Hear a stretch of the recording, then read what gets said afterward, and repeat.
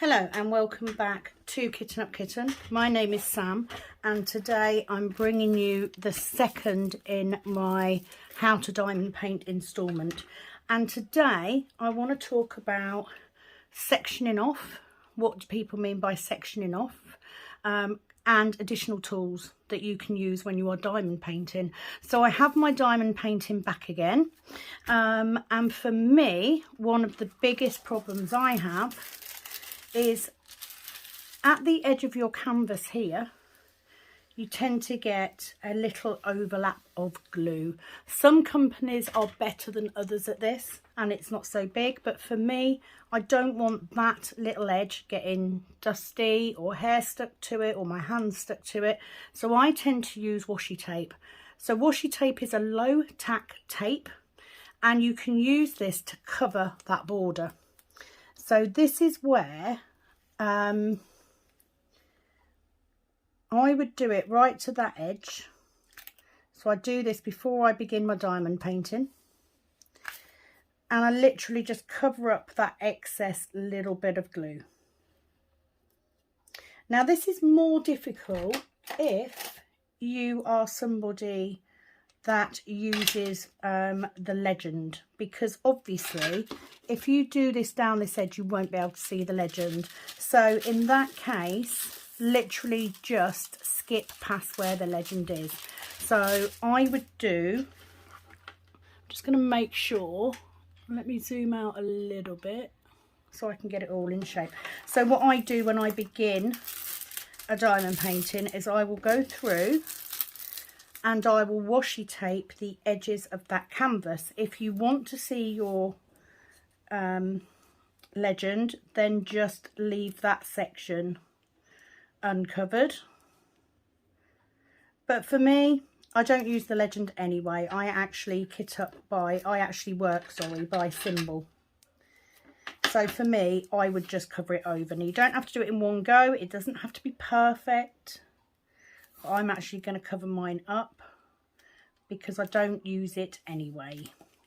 Hence why, if I don't have stickers or a sheet already, I would usually just cut the legend off. So I'm going to turn it round and do this bit at the bottom. And it just means that you're not getting your hands stuck in that little edge of sticky. It's not getting covered in dirt and dust. If you want to frame your diamond painting, you may not want to have that area all dirty and horrible. So this is what I do. And you of course can do it any way you want. If it doesn't bother you, don't bother. You know, the less you can do the better. I am just a little bit, it's just how I've learnt to work since I started diamond painting. And you can get washi tapes in lots of different colours and widths, etc., and even levels of tackiness. You don't need to use a patterned washi tape. You can actually use normal sellotape, you know, in which case if you do it with normal sellotape you could still see your legend, but you can just use sellotape. The main thing is you're putting it on that edge. You're not putting it on the picture itself, because you don't want that, and it can also help keep your drill straight. So that's my edges done. So let's work from the top down. So when somebody is talking about sectioning, they are talking about the way that you diamond paint, okay? So the first way to diamond paint is to pull back your cover, and you could take your colour and you could pick the letter B, which is 310, and you could do all of the B's on that canvas, and you could just stick this back over because it will stay stuck to anything that's not done. So once you've done that colour, you can go, right, I've done that whole colour. Or you can work in sections, and that's what we mean by sectioning off. And there are two ways of doing this, but before I go into that, I want to show you something. If you are someone who likes to what we call free range, so you just pull your cover back and you just diamond paint merrily away, you can get cover minders. And cover minders are pretty much just a nice little thing with a magnet on it and a spare magnet. And you put the spare magnet behind your picture and you put that cover minder on, and it will then stop that paper from flipping back. You can use one or two or not at all. It's just something. I actually use cover minders just to make mine look pretty. So the first way that you can do your sectioning is to use your washi tape. Okay, so what you would do is you would pick a section that was the ideal size for you. So for me, it would be roughly this big. And what you would do is you would stick your washi tape over the top of your plastic to make a section that big. And then you would do the same going down. So I'm just going to do this one going down here. And you can section off the whole painting. And then what you do is when you're ready to work, you would use a knife, or some people use ceramic cutters, and you would literally just cut through, not pressing too hard. You don't want to cut through your canvas, but you would cut through that plastic like so, and then you would just pull. Oh, I went off at a tangent. You can tell I don't do this very often. You would just then pull that little bit back. And if you haven't cut it completely, you could use a cover minder to hold that back. And then you would just work on that section. And the reason people do this, there's a number of reasons. So I can only tell you what my reasons are. I can only surmise what other people's reasons are.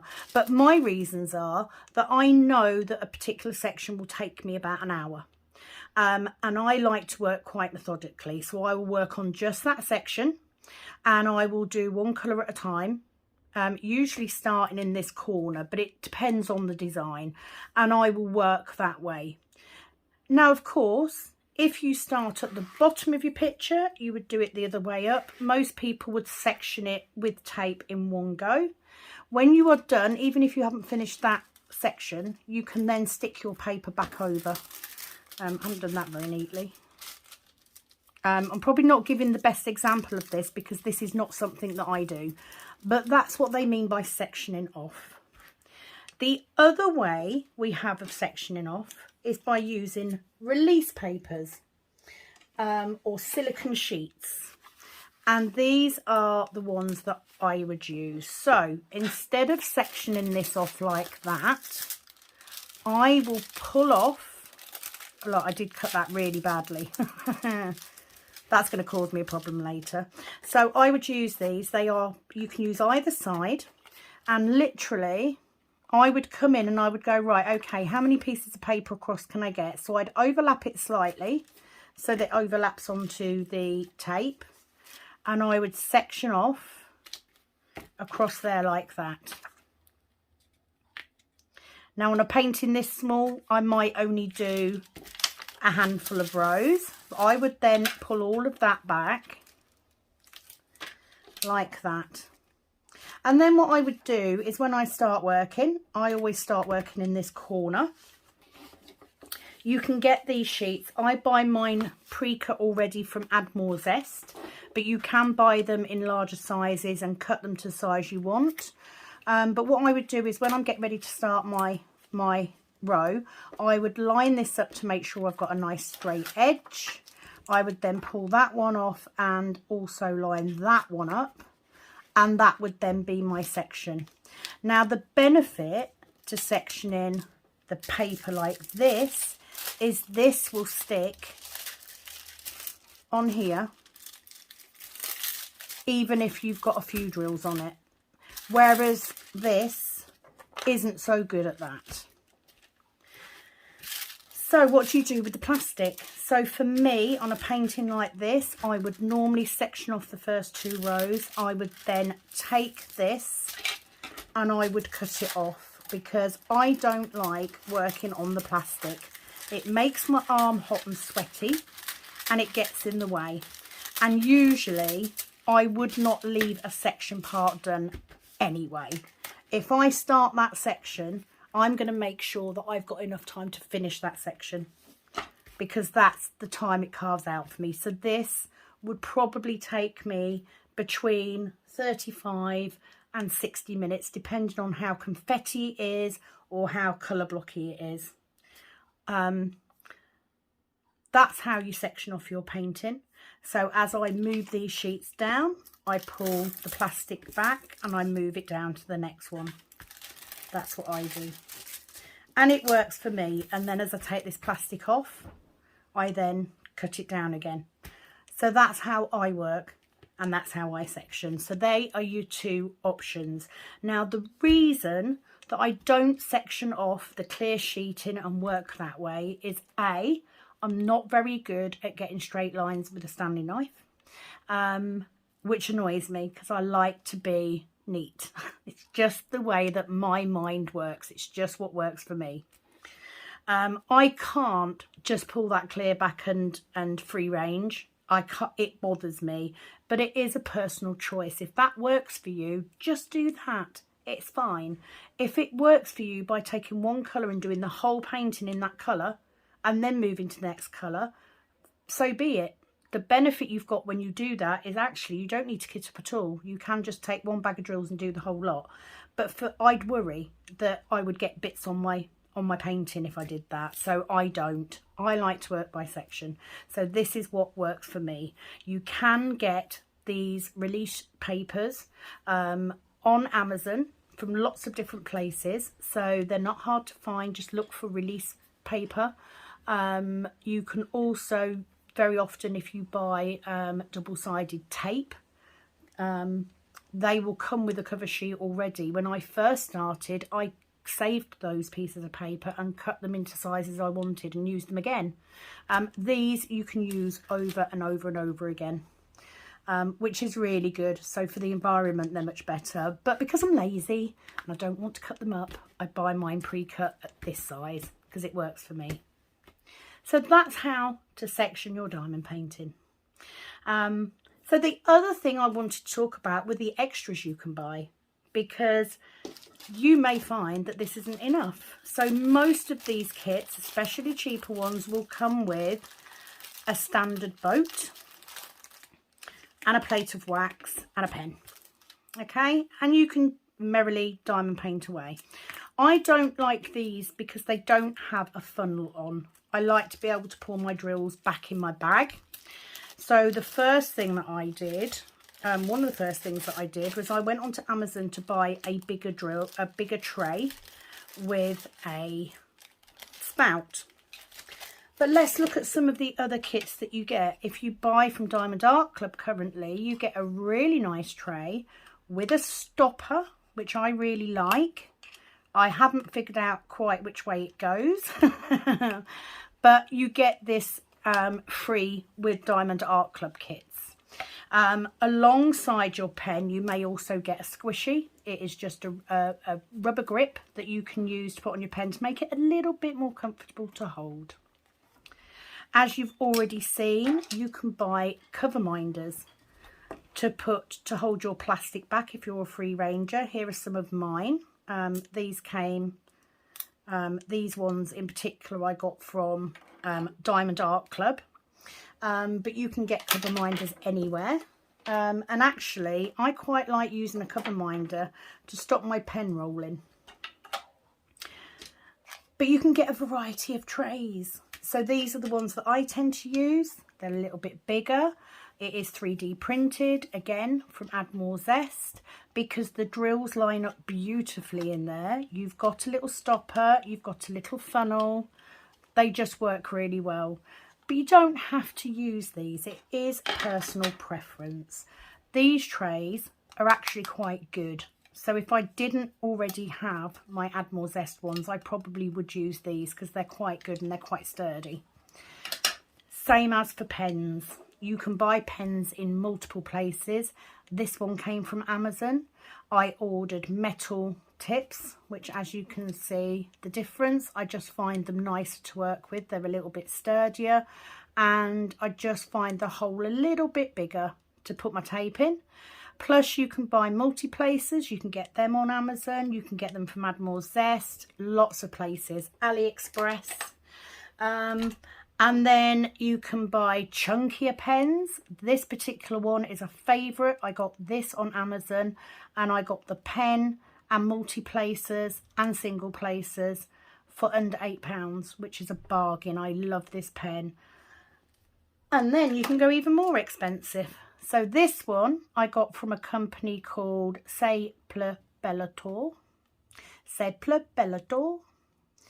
I'm hoping I haven't mangled that. This one cost me over £20, but it's a beautiful, heavy pen. It's stunning, but you don't need it. Okay, this is not a need. This is a want.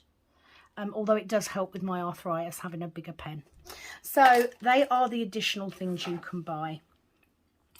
This is how I would work on my painting. Let's do a little bit just to show you. I'm going to use this little tray because I've got it to hand. So for me, I would work my section. So I'm going to start with K because I can see lots of that. I've now got to get used to the fact that I'm working with handwritten labels because, again, not something I would do. So I would pour my drills in there. I leave my pot out so that I know what colour I'm using. I just leave the lid undone. I would then use the pen of my choice. So let's go for this one. I'm hoping that the wax is in it. So in this one, I've actually got double-sided tape in the single placer. I'm not having a very good, I'm not doing very well shaking my drills. So I'm just going to single place just because, you know, we don't want to get into multi-placing just yet. And then I would just place my drills, making sure that I am getting it in the centre. You want to cover that whole letter up. If you can see that white letter around the edges, then it's going to ruin the picture for you. So you need to make sure they're quite neat. And that's it. You are diamond painting. Once I have completed all of the letter K, I will then go for another letter. There is no right or wrong way to how you work. You know, you can pick the letter that you want more. Some people will pick the darkest colour and work their way to the lightest. Some will work the opposite way on. It really doesn't matter. It's meant to be fun. It's meant to be relaxing. So the only way that you can do this wrong is if you place the wrong colour on a symbol, or if you put them on upside down. And you will know if you put them on upside down because it will be incredibly flat on the bottom. For me, I'm right-handed. I tend to work as if I'm writing. So I always start in the top in this corner and I work from this side going across. There's also the fact, because I'm right-handed, I'm neater putting them next to the drills I've done than I am if I'm pushing against the ones I've done. Does that make sense? And that is how you diamond paint. So I'm not going to sit here and do the whole section because I do have other videos that I want to be doing. The next time we will go into, oh actually let me go through. Next time we will go into diamond painting terms so that you can become accustomed to what people mean by certain terms. But now you know how to start your diamond painting, you know how to kit up if you wish to, and you know how to section if you want to. And of course, you don't have to do any of these things. It is just the things that have helped me in my diamond painting journey. So I do hope this has been of benefit for you. I have to say that this little painting, these drills are really nice. So I will be using this little painting to do all of my tutorial videos because it's easier to show you from the start. That's a notification to tell me we've got a parcel coming, I think. Yes. Good, because I'm waiting for it. There are, of course, other videos that you can watch of mine, including Whipham chats and kitting up and even de-kittings, but we will come to those things later. So join me next time for the next video, when we will be going through the different terms that people use in diamond painting. I hope you've enjoyed, and thank you for joining me on this, and I wish you all the best with your diamond painting journey. It is, as always, over and out from this Kitten Up Kitten once I get my drills back in my pot, like so. So it is, as always, over and out. Thank you. Bye.